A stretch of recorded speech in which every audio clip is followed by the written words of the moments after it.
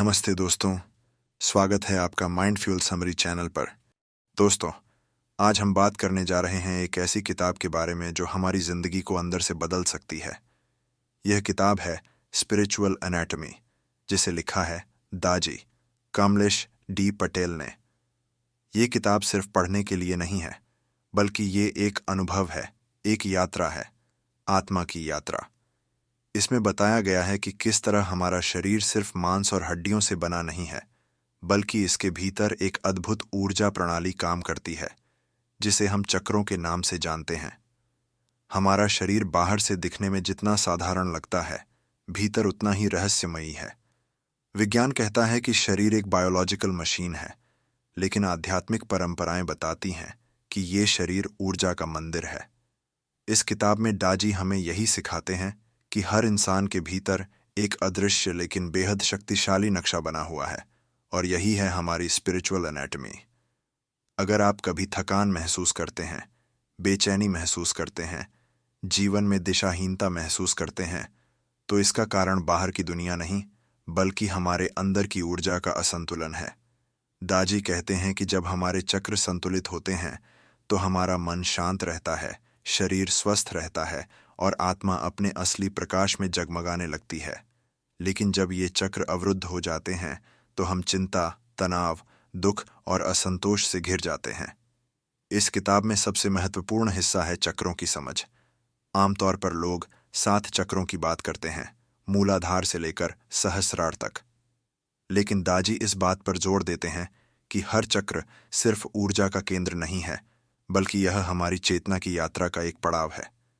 जैसे जैसे हम ध्यान के माध्यम से इन चक्रों को सक्रिय करते हैं, वैसे वैसे हमारा अनुभव गहराता जाता है।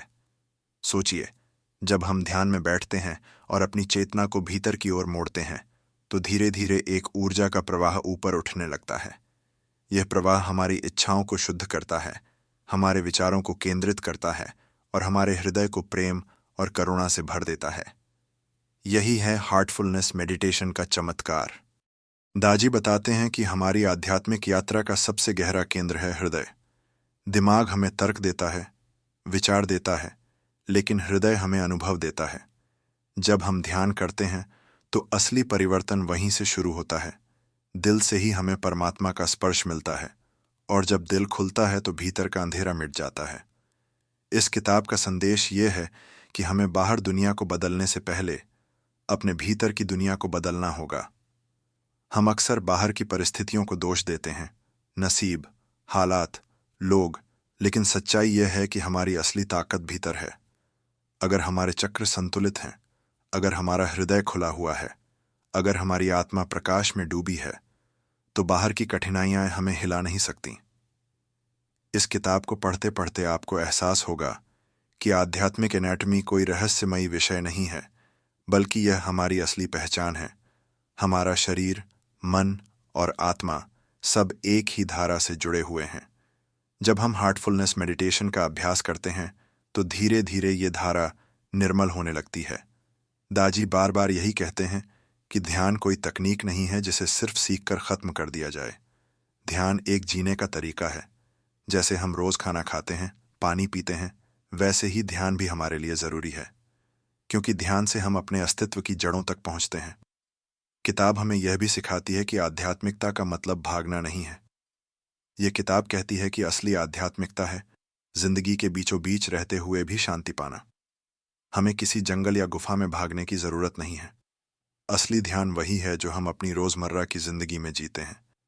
जैसे जैसे हम इस यात्रा में आगे बढ़ते हैं, हमें समझ में आता है कि जीवन का मकसद सिर्फ जीना नहीं, बल्कि अपने भीतर के प्रकाश को पहचानना है। और जब यह पहचान होती है, तो इंसान का पूरा जीवन बदल जाता है। वह हर परिस्थिति में संतुलित, शांत और प्रेम से भरा रहता है। आध्यात्मिक यात्रा की शुरुआत होती है हमारे पहले ऊर्जा केंद्र से, मूलाधार चक्र। यह चक्र रीढ़ की हड्डी के सबसे निचले हिस्से में स्थित है। मूलाधार का अर्थ ही है जड़ या नींव। जैसे किसी भी इमारत की मजबूती उसकी नींव पर निर्भर करती है, वैसे ही इंसान की आध्यात्मिकता की मजबूती मूलाधार पर टिकी होती है।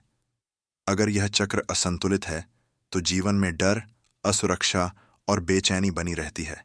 लेकिन जब यह सक्रिय और संतुलित होता है तो इंसान स्थिर, आत्मविश्वासी और निडर हो जाता है।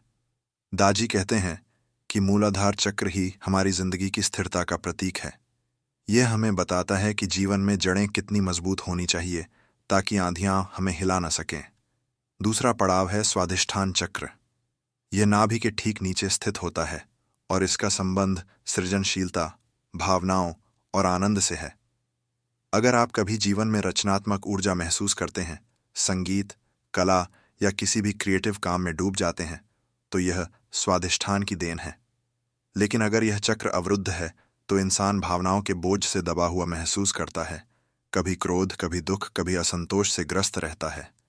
जब ध्यान के द्वारा इस चक्र को शुद्ध किया जाता है तो मन मुक्त होकर सहज प्रवाह में बहने लगता है। दाजी कहते हैं कि यह चक्र हमें सिखाता है कि भावनाएं दुश्मन नहीं, बल्कि ऊर्जा का स्रोत हैं। बस उन्हें सही दिशा में प्रवाहित करने की जरूरत है। इसके बाद आता है मणिपुरक चक्र, जिसे अक्सर सोलर प्लेक्सस चाक्रा कहा जाता है। यह चक्र नाभि के ठीक ऊपर स्थित होता है और इसे शक्ति का केंद्र माना जाता है। यही वह स्थान है जहां से हमारी इच्छा शक्ति, आत्मबल और निर्णय लेने की क्षमता उत्पन्न होती है। अगर यह चक्र संतुलित हो तो इंसान में अद्भुत आत्मविश्वास और साहस होता है। लेकिन अगर यह अवरुद्ध हो जाए तो व्यक्ति हमेशा दूसरों पर निर्भर, कमजोर और अस्थिर महसूस करता है। दाजी कहते हैं कि जब मणिपुरक सक्रिय होता है तो इंसान अपनी आत्मशक्ति को पहचानता है और जीवन के हर निर्णय में स्पष्टता आती है। यह हमें सिखाता है कि असली शक्ति भीतर है, बाहर नहीं। फिर आता है सबसे कोमल लेकिन सबसे महत्वपूर्ण अनाहत चक्र, हृदय का केंद्र। यही वह स्थान है जहां से हमारी पूरी आध्यात्मिक यात्रा का असली विस्तार शुरू होता है। जब यह चक्र बंद होता है तो इंसान अकेला, ठंडा और करुणा से रहित होता है। लेकिन जब यह खुलता है तो जीवन प्रेम, दया और कृतज्ञता से भर जाता है। दाजी कहते हैं कि हृदय ही वह दरवाजा है जहां से इंसान परमात्मा को महसूस करता है। ध्यान में जब हम हृदय पर केंद्रित होते हैं तो धीरे धीरे भीतर का अंधकार मिटता है और एक प्रकाश फैलने लगता है। अनाहत चक्र हमें सिखाता है कि प्रेम कोई भावना नहीं, बल्कि एक स्थिति है जो हमारे भीतर से प्रवाहित होती है। इसके बाद है विशुद्ध चक्र। यह हमारे गले के पास स्थित होता है। इसका संबंध अभिव्यक्ति, संवाद और सत्य से है। जब यह चक्र शुद्ध होता है तो इंसान की वाणी में सच्चाई और मिठास दोनों होती हैं। उसकी आवाज दूसरों के दिल को छू लेती है। लेकिन जब यह अवरुद्ध होता है तो या तो इंसान झूठ बोलने लगता है या फिर अपने सच्चे विचार व्यक्त करने से डरता है। दाजी बताते हैं कि विशुद्ध चक्र खुलने पर इंसान की आवाज सिर्फ बोलती नहीं, बल्कि कंपन करती है। वह दूसरों को प्रेरित करती है। यह चक्र हमें याद दिलाता है कि शब्दों की शक्ति असीमित होती है। वे या तो घाव दे सकते हैं या फिर किसी का जीवन बदल सकते हैं। छठा पड़ाव है आज्ञा चक्र, जो दोनों भौहों के बीच स्थित होता है। इसे तीसरी आंख भी कहा जाता है। यह चक्र हमारी बुद्धि, अंतर्ज्ञान और दृष्टि का केंद्र है।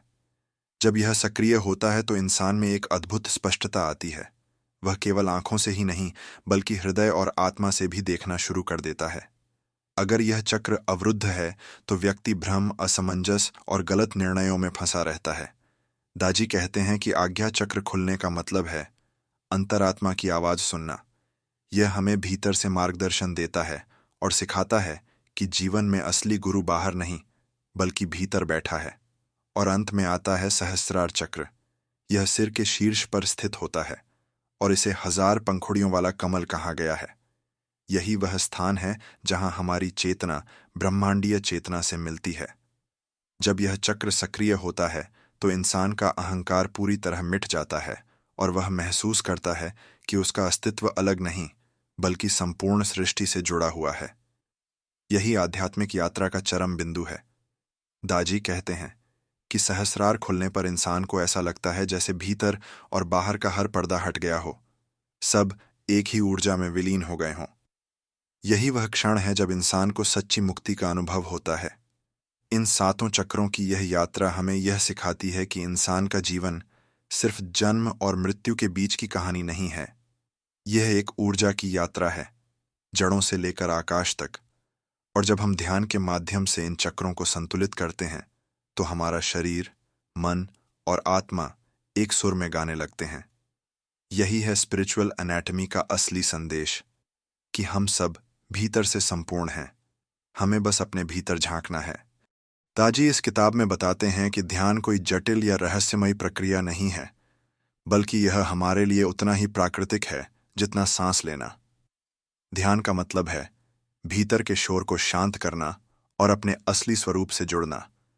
लेकिन अक्सर लोग सोचते हैं कि ध्यान करने के लिए किसी विशेष स्थान, मुद्रा या समय की जरूरत है। दाजी साफ कहते हैं कि ध्यान की असली कुंजी है हृदय पर केंद्रित होना।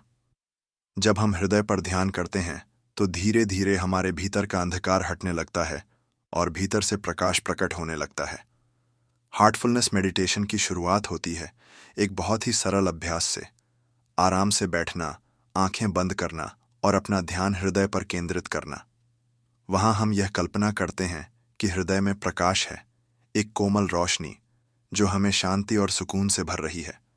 शुरुआत में मन इधर उधर भागेगा, विचार आएंगे, लेकिन यही तो अभ्यास है। धीरे धीरे जैसे हम इसे करते जाते हैं, विचार शांत होने लगते हैं और हृदय की गहराइयों में उतरने लगते हैं। दाजी बताते हैं कि इस अभ्यास की सबसे बड़ी शक्ति है ट्रांसमिशन या प्राणाहुति। यह एक ऐसी प्रक्रिया है जिसमें गुरु या प्रशिक्षित ध्यानदाता साधक को विशेष ऊर्जा संचारित करता है। यह ऊर्जा हमारे चक्रों को शुद्ध करती है, मानसिक बोझ को हल्का करती है और आत्मा को गहरे अनुभव कराती है। सामान्य ध्यान में हमें कई साल लग सकते हैं उस स्तर तक पहुंचने में, लेकिन हार्टफुलनेस में ट्रांसमिशन की वजह से यात्रा तेज हो जाती है। यह ऐसा है जैसे कोई हमें हाथ पकड़कर अंधेरी गली से सीधा रोशनी की ओर ले जा रहा हो। ध्यान करते करते हम महसूस करते हैं कि भीतर एक अलग ही दुनिया खुल रही है। हमारी भावनाएं धीरे धीरे संतुलित होने लगती हैं। गुस्सा कम होता है, चिंता घटती है और मन स्थिर होता है। कई लोग कहते हैं कि ध्यान के बाद उन्हें वैसी शांति मिलती है जैसी कभी पहले नहीं मिली थी। यह शांति सिर्फ बैठते समय ही नहीं, बल्कि पूरे दिन भर साथ रहती है। यही हार्टफुलनेस का असली जादू है। यह हमें जीवन जीने का नया दृष्टिकोण देता है। लेकिन केवल ध्यान करना ही पर्याप्त नहीं है। दाजी इस किताब में क्लीनिंग प्रोसेस का भी जिक्र करते हैं। ये एक शाम का अभ्यास है जिसमें हम कल्पना करते हैं कि दिन भर की सारी जटिलताएं, थकान, नकारात्मकता और मानसिक बोझ हमारे भीतर से धुएं की तरह बाहर निकल रहे हैं और हमें हल्का कर रहे हैं। यह प्रक्रिया इतनी गहरी होती है कि साधक धीरे धीरे भीतर से साफ और पारदर्शी महसूस करने लगता है। इसके बाद आता है प्रेयर, प्रार्थना। लेकिन यहाँ प्रार्थना का मतलब मांगना नहीं है। यह प्रार्थना आत्मा को ईश्वर के प्रति खोलने की प्रक्रिया है। यह एक आत्मसमर्पण है जिसमें हम कहते हैं कि हे प्रभु, मुझे ऐसा बनाओ कि मैं आपके प्रकाश और प्रेम का पात्र बन सकूं। यह प्रार्थना हमें विनम्रता सिखाती है और हमें भीतर से पिघला देती है।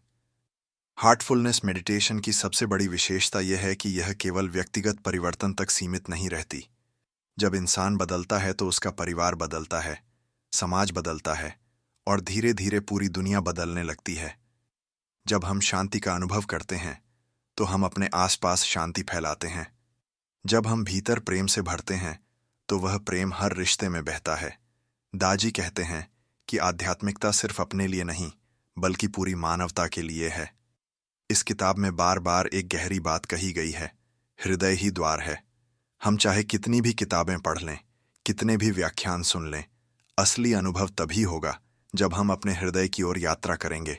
हृदय वह जगह है जहां आत्मा और परमात्मा का मिलन होता है, और हार्टफुलनेस मेडिटेशन इसी मिलन की कुंजी है। समय के साथ जैसे जैसे साधक इस अभ्यास को करता है, वह महसूस करता है कि जीवन की समस्याएं वैसी नहीं लगती जैसी पहले लगती थीं। कठिनाइयां आती हैं, लेकिन वह उनसे टूटता नहीं, बल्कि और मजबूत बनता है। उसका दृष्टिकोण बदल जाता है। वह हर घटना को एक सीख के रूप में देखता है। यही असली परिवर्तन है। किताब हमें यह भी सिखाती है कि आध्यात्मिकता और आधुनिक जीवन को अलग अलग नहीं देखा जा सकता। कई लोग सोचते हैं कि अगर ध्यान करना है तो जीवन के कामकाज छोड़ने होंगे, लेकिन दाजी कहते हैं कि असली साधना वही है जो जीवन के बीचों बीच हो। नौकरी करते हुए, परिवार निभाते हुए, समाज में रहते हुए भी हम ध्यान कर सकते हैं। और यही हार्टफुलनेस मेडिटेशन की खूबसूरती है। यह जीवन से भागने की नहीं, बल्कि जीवन को पूरी तरह जीने की कला है।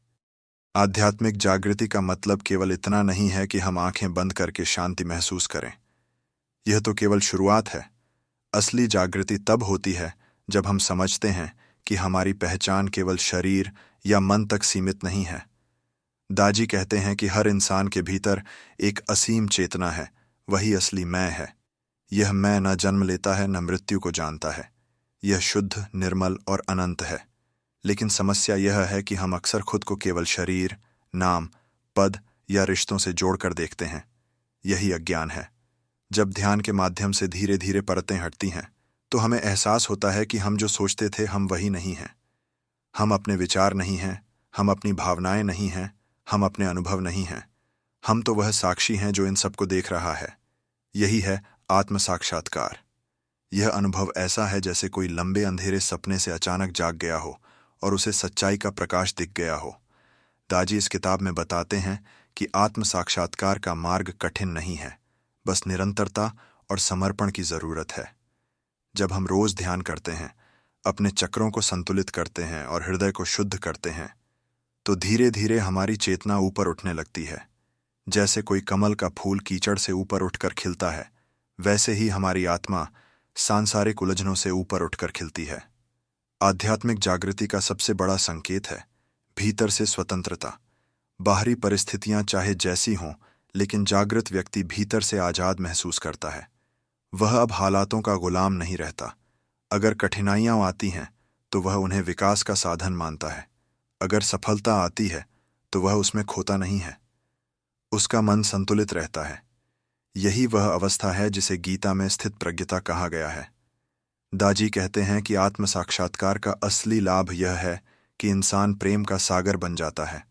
वह अब केवल अपने लिए नहीं जीता, बल्कि सबके लिए जीता है। उसके भीतर से एक ऐसी ऊर्जा प्रवाहित होती है जो आसपास के लोगों के जीवन को भी बदल देती है। उसका अस्तित्व ही दूसरों के लिए प्रेरणा बन जाता है। अब सवाल आता है, जीवन का अंतिम उद्देश्य क्या है? क्या सिर्फ धन कमाना, परिवार बसाना और नाम कमाना ही मकसद है? नहीं, ये सब जीवन के हिस्से हैं, लेकिन मकसद नहीं। असली उद्देश्य है अपने भीतर के प्रकाश को पहचानना और उसी में स्थिर होना।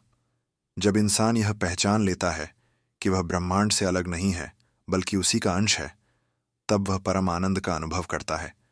यही अवस्था है समाधि, यही है परम शांति। दाजी इस किताब में कहते हैं कि इस यात्रा को किसी भी उम्र, किसी भी परिस्थिति में शुरू किया जा सकता है। चाहे आप विद्यार्थी हों, गृहस्थ हों या बुजुर्ग, ध्यान का मार्ग सबके लिए खुला है। आत्म साक्षात्कार कोई साधारण उपलब्धि नहीं, बल्कि यह इंसान की सबसे बड़ी उपलब्धि है। क्योंकि जब यह अनुभव होता है तो इंसान डर, दुख और मृत्यु से ऊपर उठ जाता है। उसे समझ में आ जाता है कि जीवन अनंत है। इस अवस्था में इंसान का दृष्टिकोण पूरी तरह बदल जाता है। अब वह दुनिया को प्रतियोगिता के रूप में नहीं, बल्कि एक परिवार के रूप में देखता है। उसमें लोभ, ईर्ष्या और घृणा की जगह सहयोग, करुणा और सेवा का भाव भर जाता है। उसका जीवन अब केवल मैं और मेरा तक सीमित नहीं रहता, बल्कि वह पूरे समाज और पूरी सृष्टि के कल्याण के लिए जीने लगता है। आध्यात्मिक जागृति कोई अंत नहीं, बल्कि एक शुरुआत है। जब इंसान भीतर से जागता है, तभी असली जीवन शुरू होता है। वह हर दिन को उपहार की तरह जीता है, छोटी छोटी बातों में खुशी पाता है। उसका मन अतीत के बोझ और भविष्य की चिंता से मुक्त हो जाता है। यही है स्पिरिचुअल एनाटॉमी की असली सीख, कि जीवन का सार भीतर है, बाहर नहीं। दोस्तों, जब हम किस्मत की बात करते हैं तो ज्यादातर लोग इसे किसी रहस्यमयी ताकत या सितारों ग्रहों के खेल से जोड़ देते हैं। लेकिन सच्चाई ये है कि हमारी किस्मत हमारे रोज के निर्णयों और सोचने के ढंग से बनती है। आपने सुना होगा, जैसा बोओगे वैसा काटोगे। यह सिर्फ खेती पर नहीं, बल्कि जिंदगी पर भी लागू होता है। अगर आप हर दिन आलस्य, टालमटोल और नकारात्मक सोच बोते हो, तो आपकी जिंदगी में संघर्ष और असफलताएं पनपेंगी। लेकिन अगर आप अनुशासन, कड़ी मेहनत और सकारात्मकता बोते हो, तो आपकी किस्मत खुद आपको आगे बढ़ने का रास्ता दिखाएगी। यहाँ एक गहरी बात समझनी जरूरी है। किस्मत स्थिर नहीं होती। ये कोई पत्थर पर लिखी लकीर नहीं है। ये एक बहती हुई धारा की तरह है, जिसे आप अपनी दिशा और मेहनत से मोड़ सकते हो। जो लोग कहते हैं कि मेरे बस में कुछ नहीं, सब भगवान या किस्मत के भरोसे है, वो असल में अपनी जिम्मेदारी से भाग रहे होते हैं। याद रखो, भगवान भी उसी की मदद करता है जो अपनी मदद खुद करता है। सोचो, अगर अब्राहम लिंकन ने अपनी गरीबी, असफलताओं और बार बार के चुनावी हार को अपनी किस्मत मान लिया होता, तो क्या वो अमेरिका का राष्ट्रपति बन पाते? अगर थॉमस एडिसन ने 1000 बार की असफल प्रयोगों को अपनी किस्मत मानकर छोड़ दिया होता, तो क्या हमें आज रोशनी मिल पाती? नहीं। उन्होंने अपनी किस्मत को खुद लिखा। उन्होंने असफलताओं को अपनी नियति नहीं माना, बल्कि उन्हें सबक माना और बार बार खड़े होकर जीत हासिल की। दोस्तों, आपकी किस्मत का असली ताला आपकी मानसिकता की चाबी से खुलता है। अगर आपकी सोच सीमित है, तो किस्मत भी सीमित रहेगी। लेकिन अगर आपकी सोच असीमित है, तो किस्मत भी नई संभावनाओं के दरवाजे खोल देगी। तो सवाल यह है, क्या आप किस्मत का इंतजार करोगे या उसे अपने हाथों से गढ़ोगे? दोस्तों, अगर हम ईमानदारी से सोचें तो पाएंगे कि हमारी किस्मत केवल बड़े बड़े फैसलों से नहीं बनती, बल्कि ये छोटे छोटे रोज के चुनावों से बनती है। सुबह देर तक सोना या जल्दी उठना, काम को टालना या समय पर पूरा करना, गुस्से में रिश्ते बिगाड़ना या धैर्य से बात करना, ये सब छोटे निर्णय हैं। लेकिन यही छोटे निर्णय धीरे धीरे हमारी किस्मत की इमारत तैयार करते हैं। कई बार लोग कहते हैं, मेरे पास मौके ही नहीं आते, लेकिन सच ये है कि मौके सबके पास आते हैं। फर्क यह है कि कोई उन्हें पहचान लेता है और कोई उन्हें यूं ही गंवा देता है। किस्मत उन्हीं के दरवाजे पर दस्तक देती है जो चौकस रहते हैं, मेहनत करते हैं और तैयारी रखते हैं। जो लोग सोते रहते हैं, उनके लिए किस्मत दरवाजा खटखटाकर भी चली जाती है। यहाँ एक और रहस्य दाजी बताते हैं, हमारी ऊर्जा ही हमारी किस्मत का नक्शा बनाती है। अगर हमारी ऊर्जा नकारात्मक है, तो हम वैसे ही हालात और वैसे ही लोग अपनी ओर खींचते हैं। लेकिन अगर हमारी ऊर्जा सकारात्मक है, प्रेम और करुणा से भरी है, तो किस्मत भी हमें वैसे ही अवसर और साथी देती है। इसका मतलब है कि ध्यान और आध्यात्मिक साधना केवल आत्मा के लिए नहीं, बल्कि किस्मत को बनाने के लिए भी जरूरी है। मान लीजिए, आपका मन बार बार चिंता, डर और ईर्ष्या से भरा रहता है। धीरे धीरे यह आपकी आदत बन जाती है और आपकी किस्मत का हिस्सा भी। लेकिन अगर आप हर दिन हृदय पर ध्यान करते हैं, खुद को साफ करते हैं और सकारात्मक भावनाएं जगाते हैं, तो आपकी ऊर्जा बदलने लगती है। और जैसे ही ऊर्जा बदलती है, वैसे ही किस्मत भी बदल जाती है। जीवन में किस्मत बनाने के 3 स्तंभ हैं: अनुशासन, धैर्य और विश्वास। अनुशासन हमें सही रास्ते पर चलने की ताकत देता है। धैर्य हमें समय की परीक्षा में खड़ा रखता है। और विश्वास हमें यह याद दिलाता है कि चाहे हालात जैसे भी हों, अंततः रोशनी आएगी। जो लोग इन तीनों को अपनाते हैं, वे किस्मत को गुलाम बना लेते हैं। अब अगर हम रिश्तों की बात करें, तो वहां भी किस्मत लिखने की ताकत हमारे पास ही है। अगर हम रिश्तों में केवल उम्मीदें रखते हैं, लेकिन खुद कुछ देने को तैयार नहीं होते, तो धीरे धीरे वे रिश्ते बोझिल हो जाते हैं। लेकिन अगर हम रिश्तों में प्रेम, समझ और त्याग डालते हैं, तो किस्मत हमें ऐसे साथी देती है जो जीवन भर हमारा सहारा बनते हैं। यह भी एक आध्यात्मिक नियम है, जैसा बीज बोओगे वैसा ही फल पाओगे। काम और करियर में भी यही सच्चाई लागू होती है। बहुत से लोग मानते हैं कि सफलता केवल किस्मत से मिलती है, लेकिन असलियत यह है कि किस्मत मेहनत और तैयारी के साथ खड़ी होती है। जो लोग रोज थोड़ा थोड़ा सुधार करते हैं, जो लोग सीखने से कभी रुकते नहीं, जो लोग गिरकर भी खड़े हो जाते हैं, उनकी किस्मत उनका साथ छोड़ ही नहीं सकती। और सबसे बड़ी बात, किस्मत केवल आपके लिए नहीं है। जब आप अपनी किस्मत को गढ़ते हैं, तो उसका असर आपके परिवार, समाज और आने वाली पीढ़ियों तक पहुंचता है। अगर आज आप मेहनत करके अपनी सोच और जीवन को बदलते हैं, तो आपके बच्चे और उनके बच्चे भी एक नई दिशा में आगे बढ़ेंगे। इसीलिए कहते हैं, किस्मत वंशानुगत नहीं होती, इसे हर पीढ़ी को खुद बनाना पड़ता है। दोस्तों, जब हम केवल अपनी सोच तक सीमित रहते हैं, तो हमें लगता है कि किस्मत केवल हमारी मेहनत, हमारे निर्णय और हमारे भाग्य तक ही सीमित है। लेकिन जब हम गहराई से आध्यात्मिक दृष्टि से देखते हैं, तो समझ आता है कि हमारी किस्मत समाज की किस्मत से जुड़ी हुई है। मान लीजिए, आप बहुत ईमानदार, मेहनती और संवेदनशील इंसान हैं, लेकिन अगर आप ऐसे माहौल में जी रहे हैं जहां चारों ओर भ्रष्टाचार, अन्याय और हिंसा है, तो आपकी किस्मत भी उस सामूहिक ऊर्जा से प्रभावित होगी। इसका मतलब है कि अगर हमें सचमुच किस्मत बदलनी है, तो हमें न केवल अपना मन साफ करना है, बल्कि समाज को भी सकारात्मक ऊर्जा से भरना है। दाजी इस बात पर गहरी रोशनी डालते हैं कि हर इंसान का हृदय एक ऊर्जा केंद्र है। जब लाखों लोग नकारात्मक भावनाएं फैलाते हैं, जैसे डर, ईर्ष्या, लालच और क्रोध, तो समाज की सामूहिक किस्मत भी अंधकारमय हो जाती है।